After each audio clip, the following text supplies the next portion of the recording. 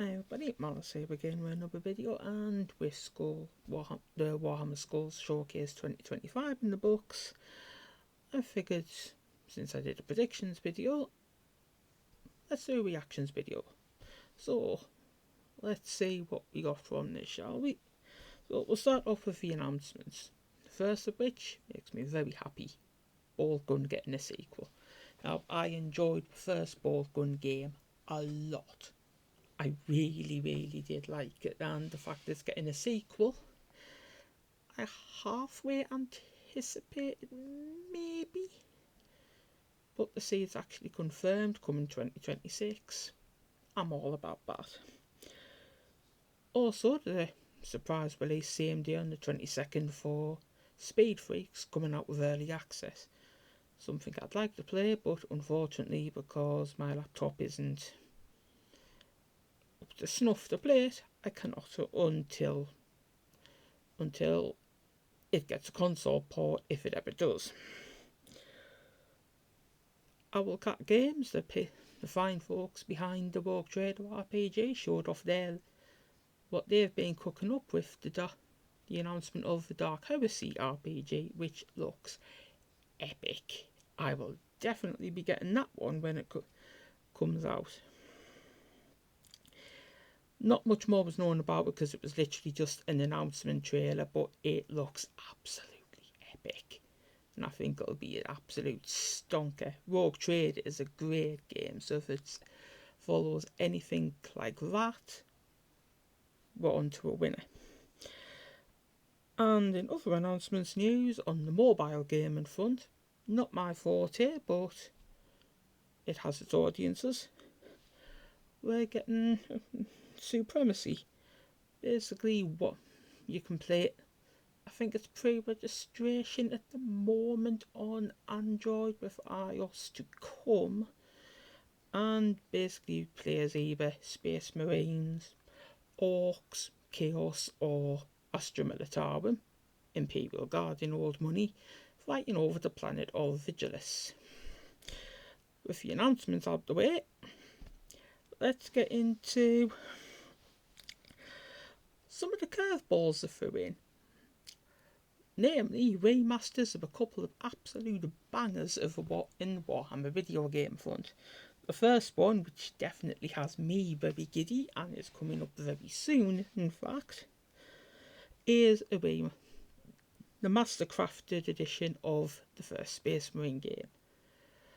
Now, I'm not going to lie, I saw this, and when I saw this during the showcase, I did let out a few excited noises, because I've been wanting to. This is the sort of remaster I've been wanting for years. I wanted to do in the Xbox One era, and then coming into the Series PS5 era, and we're finally getting it. For reasons unknown, it doesn't look like it's coming to PlayStation initially, but Xbox and PC players, and we'll be able to go at that. Excuse me there. We'll be able to go at it from June 10th. Bonus points, it's also coming to Game Pass, so happy days. And in other remasters news, Dawn of War Definitive Edition. One of the RTS, one of the classic strategy games, and for a lot of people's money, one of the best Warhammer video games, full stop. Getting a bit of a remastered treatment, bundled with all its expansions, additional mod support for new and existing mods. Can't complain at any of that. Dawn of War is an absolute classic, and yes, I will also be getting that. Even if I don't know if my laptop can actually run it yet, I still want a piece of that action. In DLC news, we got the announcement of the Arbite class coming to Darktide on June 23rd. Now, if you don't know, Arbites are sort of the super police of the Imperium. They're basically the level below, sort of a level below Inquisitors in the justice scale. It's like, if an Arbite decides to be judge, jury and executioner, in a lot of cases, not a lot's going to stop them. So again, that'll be a fun class to play as in Darktide, and at the moment, bear in mind the Skulls event goes till Thursday the 29th. There's an Nurgle Totem event active, where you can choose to destroy the said totems to spawn a Chaos Spawn, or if you can leave them active and deal with some superpowered enemies. Pick your poison, folks. Oh, no pun intended with Nurgle and picking poison there. Other DLC news on the Space Marine 2 front. The much anticipated Horde mode, or Siege mode as they're calling it, is coming on a free update on June 26th.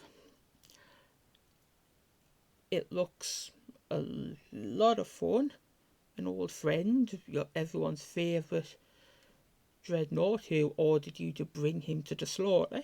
Looks like he'll be making an appearance as a summonable ally. On top of this, we're also getting the skin pack, the champion packs for the White Scars and the Blood Angels chapters. And the final piece of main DLC news comes from the fine folks at Our Cat Games again and Rogue Trader. The second major expansion for Season 1, Lex Imperialis, has a release date of June 24th. Arbites again making an appearance in it. And you can get an Arbite companion for your posse. On top of that, they also announced that a second season pass is in the works with 2 more sizable expansions. So good news for the fans of Rogue Trader. There's more content coming, and there's a lot more content coming down the pipe in the future. Right, what else have we got? More sort of DLC news, Battle Sector. There's been a free update that's added a few new bits to the Orcs and the Adeptus Sororitas, and they also teased, like I predicted, something chaotic coming in the future. Not quite the God Legions. One of the God Legions I initially thought the Black Legion, which I suppose makes sense, seeing as they are the go-to face of the Heretic Astartes franchise. Excuse me. Vermintide 2's got the final update for the Verminous Dreams. Try to say that 3 times fast. That's dropped update. That's also dropped very recently. I think as of the 20th. It's dropped in the last couple of days. I think it dropped on the 22nd, but regardless, it's a very recent release within the last few days.